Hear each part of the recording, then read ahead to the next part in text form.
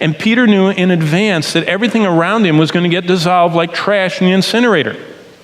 And because he knew that, he says, I want you guys, if you know that, what are you going to focus on? Are you going to focus on when Jesus comes to get you, that he's going to look at you and say, sorry, you can't, it reminds me, every time we get on a plane, the strange things people try and take on airplanes. And those, smiling stewardesses stand like this and they go, no, that won't fit on the plane.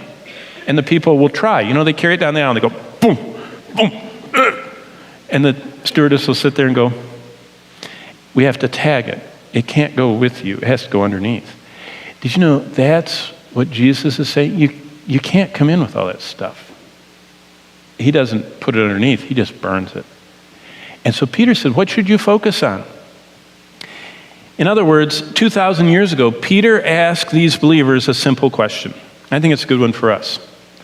What on earth are you living for? If everything on earth we're going to present to Jesus Christ, ultimately at the judgment seat of Christ, what on earth are you living for? Are you living for what he's going to reject? I mean, does it sound wise to you to just, it's like going through Walmart and throwing everything into your basket that you know that you shouldn't buy. And especially if someone else is paying for it, if they've already told you, I'm not going to pay for any of that, why do you put it in the basket? That's what Peter's saying. He says, don't do that. What are you living for? Peter heard Jesus warn him about materialism, and he never forgot it. He said, the craving after things that riches can buy first enslaves our heart.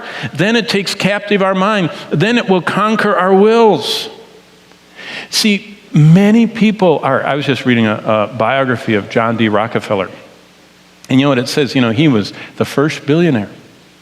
And he was earning $1 million a week in 1910. I mean, he was just very well off. And yet he was sickly, he was anxious, he couldn't sleep, he was living on crackers and milk. Until finally someone talked to him. He was a Baptist, by the way. And someone said to him, doesn't your Baptist Bible say anything about, giving away and getting hundredfold? And Rockefeller's life direction changed, and he started being philanthropic and giving. And see, Peter, in a spiritual sense, that was just in an eleemosynary way. He was just trying to be nice to people.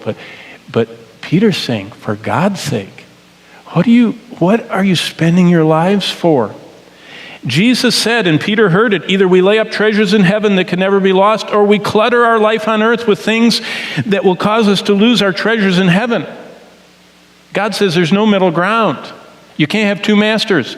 If you spend your life serving and honoring and filling your life with what does not please the Lord, you don't have room. You can't carry both loads through life.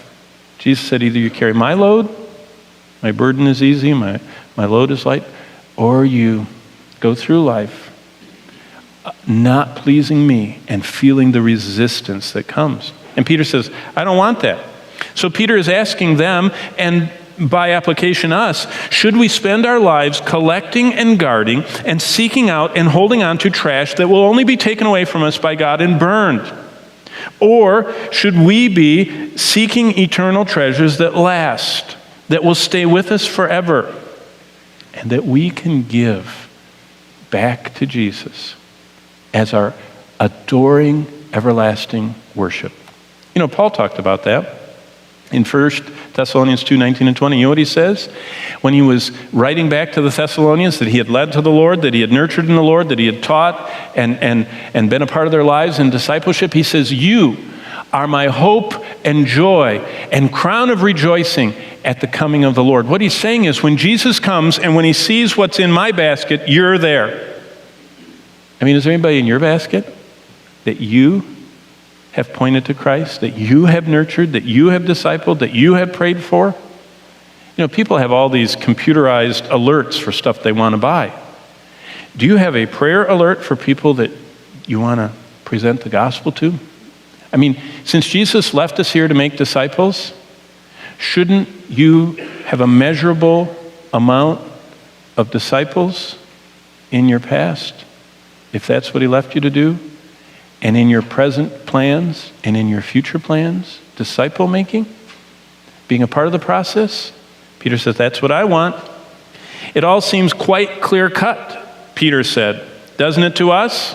And that's why he wrote down what I call Peter's lessons on the end of the world, materialism, contentment, and the uncluttered life. And basically, if you look at 2 Peter chapter 3, Peter lays out for the saints in century 1 a beautiful flow for them to think about. And I think when you see it, it really makes you think. It was inspired by God, who jealously wants all of our attention, all of our affections, and most of all, he wants our cravings. Did you know the word lust, epithumia? The word lust, thumos is desire, epi means strong. It means craving. Did you know that lust is the negative way of saying that word, and desiring God is a positive way of saying it? It's the same word. We are to have as longing a craving for God as we have for the things, the pleasures of this world. He says, you got to pick though. You can't desire them both. You got to pick one or the other.